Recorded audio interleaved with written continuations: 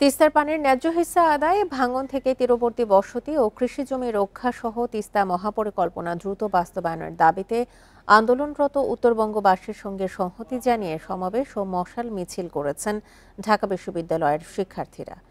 বৃহস্পতিবার দিবাগত রাত 12:30টায় ঢাবির রাজু ভাস্কর্যের পাদদেশ থেকে সংক্ষিপ্ত সমাবেশ শেষে করে মশাল মিছিলটি শুরু হয়ে বিশ্ববিদ্যালয়ের হলপাড়া প্রদক্ষিণ করে ভিসি চত্বরে গিয়ে শেষ হয়। এ সময় বিক্ষোভকারীরা তিস্তা নিয়ে টালবাহানা ও বর্তমান সরকারের সমালোচনা করে।